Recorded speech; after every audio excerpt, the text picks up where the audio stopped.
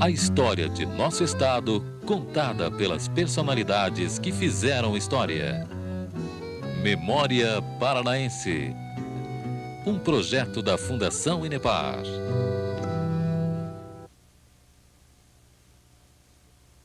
O professor Newton Freire Maia, um dos mais importantes cientistas do Paraná, professor aposentado da Universidade Federal do Paraná, é o nosso convidado de hoje do programa Memória Paranaense. Professor Newton Freire Maia, o senhor nasceu em 1918 e foi seu avô, lá em Boa Esperança, Minas Gerais, que fez despertar no senhor o interesse pela ciência. Como é que foi?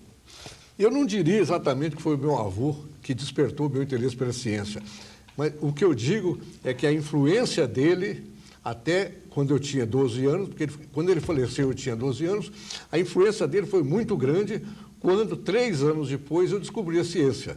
Eu estava estudando ginásio, no ginásio de Varginha, que é uma cidade vizinha, e eu fui visitar um amigo meu que ia ser operado de apendicite, e eu vi um médico mostrando para o pai do meu colega, do meu amigo, uma radiografia do abdômen e mostrando os trechos do abdômen e tal, do tubo digestivo, e mostrando o apêndice, o que seria operado. E eu então descobri que eu tinha estudado isso há 2 ou 3 meses. Eu fiquei encantado de saber que o que eu estudava no 3º ano de ginásio servia para um médico na hora da cirurgia. E isso me deu um interesse em estudar o corpo humano. Então, a minha primeira paixão em biologia foi o corpo humano. Eu voltei para o ginásio, era um ginásio interno, eu voltei para o ginásio logo e peguei o meu livro e estudei de novo aquilo que eu já tinha estudado e tinha esquecido. Porque até então eu estudava para passar. Mas desde aquele dia em diante eu comecei a estudar pelo prazer de estudar. E no dia seguinte eu pedi a um colega mais adiantado o livro dele emprestado e fui estudar no livro dele. De maneira que a minha primeira paixão foi o corpo humano. E no corpo humano foi o tubo digestivo. O seu avô, que era farmacêutico lá no interior de Minas Gerais, tinha esse interesse, como passatempo, interesse pela ciência. Isso, essa convivência, o senhor considera, então, que foi alguma coisa muito importante? Eu chamo de cientista amador, porque cada cientista, em geral, ama uma ciência. O meu avô não, o meu avô amava todas as ciências. De maneira que durante o dia ele podia estar estudando botânica, ou podia estar estudando microbiologia, mas à noite, né, ele ia para um beco escuro que havia lá, né? E nesse beco escuro ele ficava examinando os astros, as galáxias, etc., olhando e tal. A paixão dele é por todas as ciências.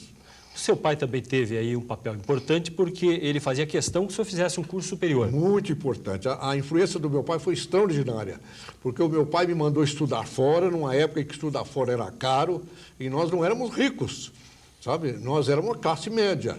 O senhor foi fazer odontologia? Não, eu fui fazer ginásio primeiro.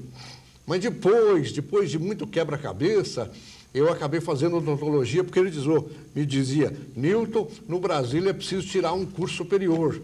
E eu então, como havia perto da cidade, uma outra cidade, Alfenas, que tinha um curso superior de odontologia, eu fui lá e fiz odontologia. Mas a minha paixão já era genética. Como é que surgiu a atividade de cientista? Começando pelo curso de odontologia, em que momento que o senhor se tornou um cientista, mudou daí de atividade, de pesquisa? Quando eu fui fazer odontologia, a minha paixão era genética. E a minha paixão pela genética começou um ano depois daquele ano que lhe contei, quando um professor me entregou um livro de biologia geral. Isso um ano depois do problema da apendicite. E eu então peguei o livro de biologia geral e descobri que havia uma parte de genética. E estudei genética.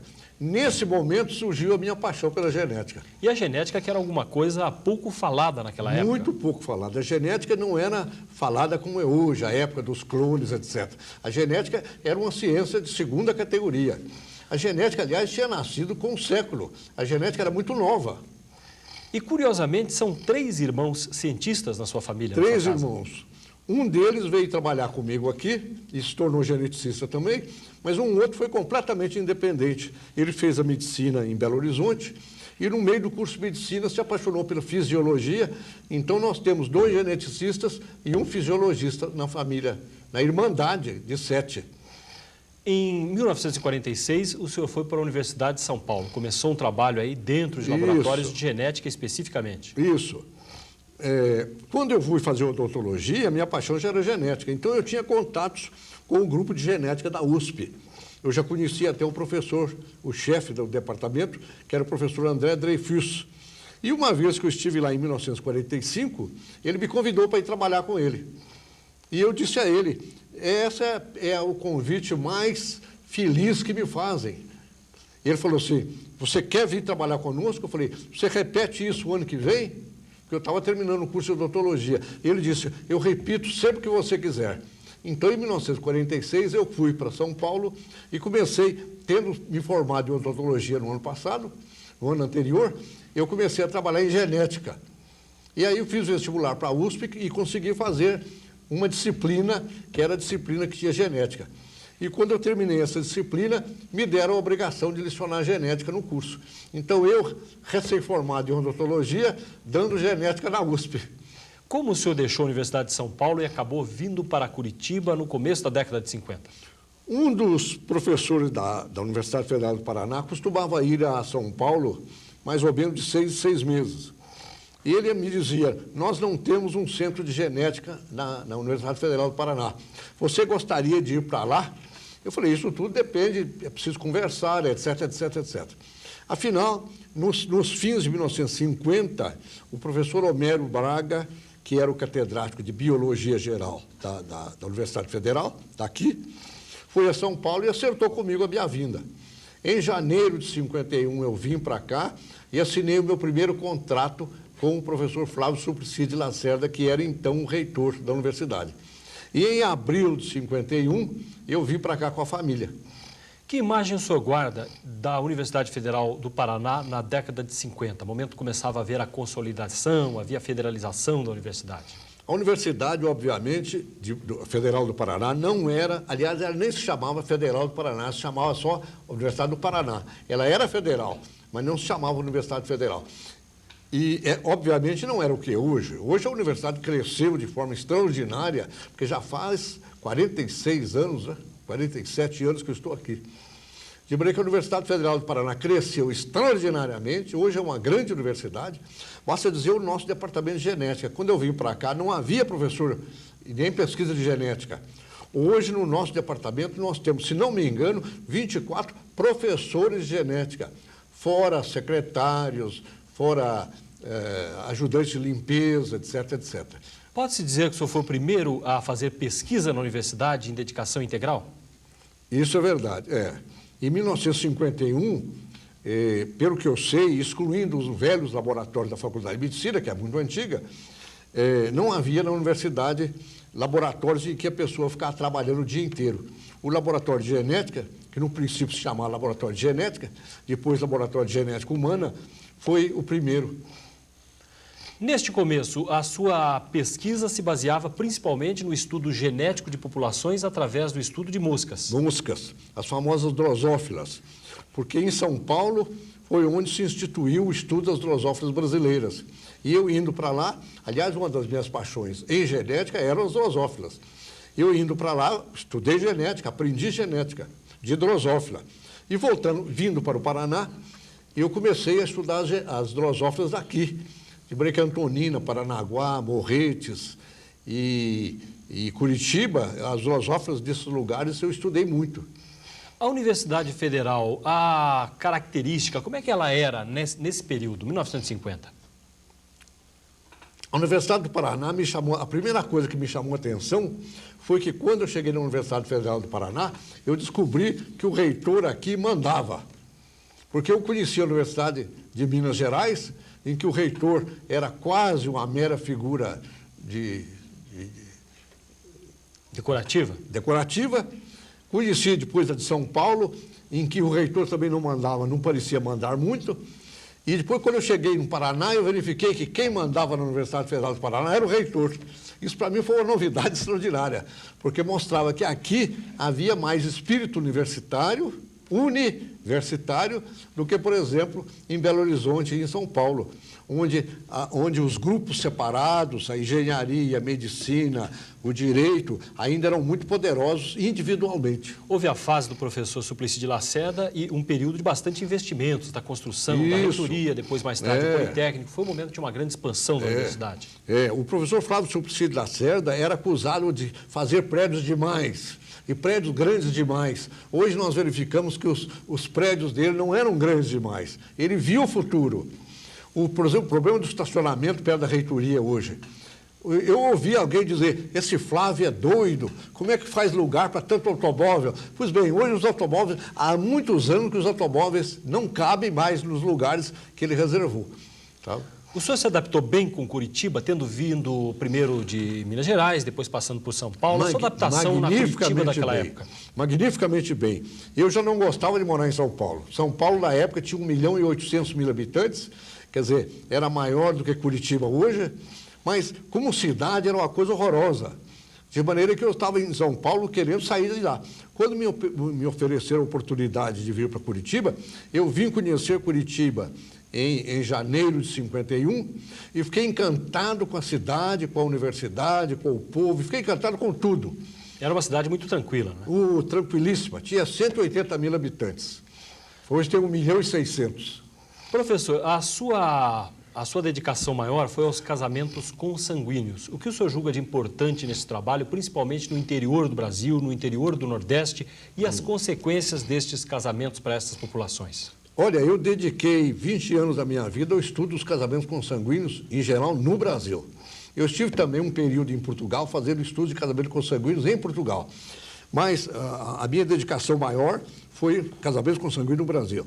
E o meu primeiro trabalho foi fazer um levantamento do mapa brasileiro da distribuição dos casamentos consanguíneos. E eu verifiquei, então, que a frequência de casamentos consanguíneos era muito baixa no Sul, no antigo Sul, que incluía São Paulo, Paraná, Santa Catarina e Rio Grande do Sul. Crescia abruptamente quando entrava em Minas.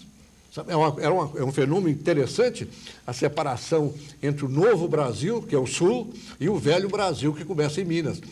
A travessia da fronteira de São Paulo com Minas mostra a travessia do Brasil antigo para o Brasil moderno. E a frequência de casamentos consanguíneos aumenta abruptamente quando se entra em Minas. É só atravessar o rio e de lá a frequência de casamento consanguíneo é maior. Mas a frequência de casamento consanguíneo aumenta mais ainda na Bahia e aumenta de forma espetacular no interior do Nordeste. Então, há um grande gradiente brasileiro, desde o Rio Grande do Sul até o interior do Nordeste, aumentando a frequência de casamentos consanguíneos. O que aconteceu nos últimos anos? Nos últimos anos, essas frequências têm baixado. Mas tem baixado mais ou menos igual no Brasil inteiro. Então, a frequência de casamento consanguíneo no sul do Brasil se tornou bem menor e a frequência no interior do Nordeste também se tornou bem menor, mas também muito maior do que a do sul. Então, o grande gradiente brasileiro continua.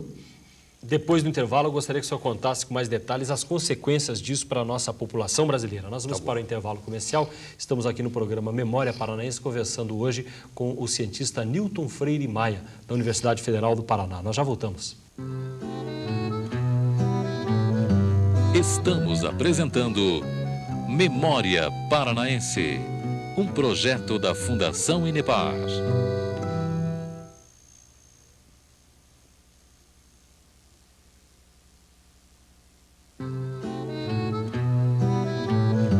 Estamos apresentando Memória Paranaense, um projeto da Fundação Inepar. No programa Memória Paranaense, conversamos hoje com o cientista paranaense Newton Freire Maia. Professor, nesse trabalho que o senhor fez sobre os casamentos consanguíneos, os casamentos entre parentes no Brasil, as constatações dos resultados, das consequências disso no interior brasileiro, quais foram? Olha, em primeiro lugar, os casamentos consanguíneos aumentam sensivelmente as taxas de mortalidade precoce. Quer dizer, abortos, um pouco, mortalidade infanto-juvenil. Nós marcávamos sempre até a idade de 20 anos. Então, o casamento consanguíneo, em média, aumenta a mortalidade pré-natal e pós-natal até 20 anos de idade. E outros problemas também que surgem. Os que não morrem, entre os que não morrem, nós verificamos uma frequência maior de anomalias em geral. Nós não podíamos separar o que era genético do que não era genético.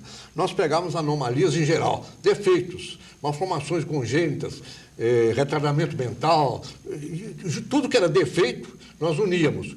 E nós verificamos que os casamentos consanguíneos aumentam também, em média, a frequência de anomalias em geral nos filhos. Agora, é preciso dizer, aumenta em média, porque para um casal consanguíneo em particular, nós não podemos dizer nada. Nós sabemos que, em média, há um aumento. Problema muito sério com a desinformação e com o isolamento de algumas comunidades do interior. Isso, a desinformação é o pior, porque a tendência dos noivos consanguíneos ou dos casais consanguíneos é achar que o perigo é maior do que na realidade é. De maneira que a minha experiência em aconselhamento genético, porque durante muitos anos eu recebi consultas de namorados, noivos, casais consanguíneos, eles saíam animados do laboratório. Saíam animados porque diziam, mas o perigo é muito menor do que nós pensávamos. E houve uma vez que eu perguntei, e que perigo vocês pensavam? Falaram, nós pensávamos que era 70%. Falei, não, está longe disso. É coisa muito baixa. E o curioso é que o senhor fazia esse atendimento gratuitamente como professor? Era gratuitamente. Essa é uma das vantagens de se trabalhar para o governo, porque nós podemos ter a honra, o prazer, a satisfação de trabalhar para o povo. De maneira que eu até lhe contei, houve uma vez que um senhor me perguntou quanto que é a consulta. Eu falei, a consulta não é nada, nós somos pagos pelo governo para atender as pessoas. Ele me disse, é a primeira vez na vida que alguém me faz um favor e que não cobra. Agora, trabalhar para o governo também tem seus defeitos. O senhor começou ganhando bem quando veio para o Paraná, Isso. Teve um bom convite e com o tempo isso se perdeu. Em 1951, o salário que eu ganhava da universidade era bom. Tão bom que chegava no fim do mês, sobrava dinheiro. E eu tinha já mulher e uma filha. E, no entanto, 3 ou 4 anos depois, o salário já era ruim, porque não havia aumento e a inflação comeu o que havia de bom no salário. Dava para enfrentar momentos de desânimo, só por continuar gostando de dar aula para a dedicação. Muitos momentos de tristeza. Eu fui convidado várias vezes para sair de Curitiba.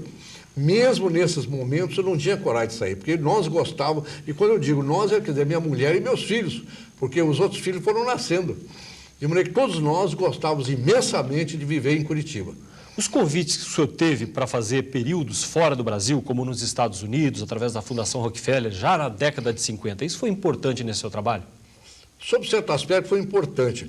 Eu, por exemplo, trabalhei na Suíça durante um ano na Organização Mundial de Saúde. Mas eu fui, fiquei um ano e voltei. O meu contrato dava permissão para eu ficar até mais um ano e podia renovar. Eu comprei o mínimo, o contrato era de 2 anos, mas eu podia fazer um ano só. E eu fiquei um ano só e voltei. E depois eu voltei para a Genebra para ficar lá um mês, e houve uma vez em que o diretor do serviço de que eu participava da Organização Mundial de Saúde me convidou para ser chefe do serviço. E eu não aceitei. Não quero ser chefe. Eu quero trabalhar na Universidade Federal do Paraná e ser cientista e professor. A militância política, a sua adesão ao Partido Socialista Brasileiro, como é que nasceu isso na sua vida? Isso foi muito interessante. Eu estava nos Estados Unidos com a bolsa da Fundação Rockefeller e eu costumava, de noite, ligar sempre a televisão e ligar o rádio. Quando eu ia para a cama, eu ligava o rádio, para ficar ouvindo o rádio, para melhorar o meu inglês, que era péssimo, que ainda é péssimo, eu acho. E houve um dia que eu ouvi o programa do Partido Socialista americano que se chamava Partido Socialista Trabalhista. E eles faziam uma propaganda do socialismo. E eu acabei dizendo comigo mesmo, mas como? Se nos Estados Unidos, um país que já resolveu tantos problemas sociais, ainda há socialistas lutando pelo socialismo, como é que eu no Brasil sou tão comodista que não ajudo o socialismo a ir para frente? Eu então tomei a decisão de, voltando ao Brasil, entrar para o Partido Socialista e dar a minha contribuição. E, de fato, quando eu voltei dos Estados Unidos, eu entrei para o Partido Socialista e comecei a ajudar no que podia, até 64. O senhor chegou até a ser candidato a deputado federal pelo Partido Socialista, não pela sua vontade. O partido colocou isso como uma imposição. Nós estávamos um dia no Partido Socialista conversando o lançamento de candidatos. E houve um colega meu, que eu não lembro mais quem fosse, que disse, nós temos aqui um candidato excelente e tal, e tal, e tal. E eu pensando que se tratava de uma outra pessoa, eu falei, falava muito bem, muito bem, muito bem. E quando no fim, a pessoa a quem ele se referia era eu. Eu falei, não, eu não posso aceitar. Eu sou um cientista, eu não posso aceitar. Dizer, não, senhor, o senhor tem que aceitar. E eu falei, no fim eu falei, bem, eu aceito, mas eu não faço propaganda. Ele falou, não precisa fazer, nós fazemos. Eu falei, mas eu não mando fazer cédula. Naquele tempo a votação era por cédula. Ele falou, não precisa fazer, nós fazemos. E eu não ajudo com dinheiro. Ele falou, não precisa ajudar, nós ajudamos. Então eu saí candidato a deputado federal pelo Partido Socialista. Eu tive uma votação expressivíssima, eu fiquei admirado. 420 pessoas, que eu não sei quem, caridosas, votaram em mim. Mas aí o senhor desistiu da política depois disso, pelo menos de candidatura. O senhor continuou na militância, mas não se candidatou mais. Não, eu só desisti em 64, quando o partido foi fechado. A repercussão disso, como é que foi na sua vida? O senhor chegou a ter problemas na universidade em função disso? Não tive problemas na universidade. Houve ameaças de ter problemas. Mas havia uma comissão para examinar atividade subversiva na universidade e eu não fui enquadrado como subversivo. Eu me lembro que eu disse até para o major, falei, major, num momento de grande coragem, eu estava com medo danado, major, se ser socialista é crime, eu sou criminoso. Ele falou, não, professor, ser socialista não é crime. Nós estamos procurando atividades subversivas e nós vamos descobrir, depois ele me disse, nós descobrimos que o senhor não tem nenhuma atividade subversiva. O senhor é socialista, mas não tem atividade subversiva. Mas chegou a haver notícia em jornal dizendo da sua cassação? Um jornal local disse que a comissão estava investigando a minha vida e que eu seria cassado e posto para fora da universidade. Eu então procurei o coronel. E ele disse, não, senhor, nós estamos ainda investigando a sua vida. Se nós descobrirmos alguma coisa, nós vamos caçar a sua cidadania. O senhor teve medo de ser afastado das suas funções na universidade? Tive medo. O salário nessa época era muito pequeno, muito pequeno. Eu vivia muitas vezes fazendo empréstimos, mas eu tinha medo porque não tinha para onde ir. E eu não queria sair daqui porque eu gostava de ficar aqui. A sua ficha no DOPS, como é que era? Pois é, depois que isso tudo acabou, que essa bobagem toda acabou, um amigo meu foi ao DOPS e tirou xerox da minha ficha. E lá dizia que eu era um notório comunista e tal e tal. Mas o Exército Brasileiro examinou a minha vida e disse que eu não era um notório comunista, que eu era um socialista, talvez utópico, sei lá como é que eles me classificaram, mas não. O senhor não voltou a ser incomodado passada essa fase de 64? Não fui incomodado. Mas teve uma vez me proibiram de ir aos Estados Unidos. Mas a própria reitoria da universidade? A reitoria da universidade, que não era o professor Flávio Suplicy de Lacerda, que sempre foi meu amigo, essa reitoria me proibiu de ir aos Estados Unidos. Eu tinha uma reunião científica lá, o meu nome estava no programa, e quando eu não fui, houve preocupação sobre o que teria acontecido comigo. Eu costumo dizer, já era o mau nome do Brasil se fazendo lá fora. Sabe? O senhor recebeu o convite e a universidade negou a sua saída? Não, mais do que isso, eles me mandaram a passagem. Eu estava com as passagens da mão. Era uma das reuniões mais importantes do mundo, de uma cidadezinha perto de Nova York. Mas a reitoria da universidade me proibiu de ir. Não foi o Exército Brasileiro, foi a reitoria que proibiu de ir. Até quando o senhor continuou mantendo essa fé no socialismo no sentido de participação, de militância? Até 64, quando o partido foi fechado. Mas eu continuo um socialista, eu acho que o mundo ainda vai ser socialista, mas eu acho que o mundo ainda não está preparado para o socialismo. O mundo está preparado para esse capitalismo que existe por aí. Essas mudanças que acontecem no leste europeu, em tantos países socialistas, como é que o senhor interpreta o que está acontecendo? Isso aí é uma prova de que o mundo não está preparado para o socialismo. Se bem que eu não apoiava muito o socialismo que havia na União Soviética.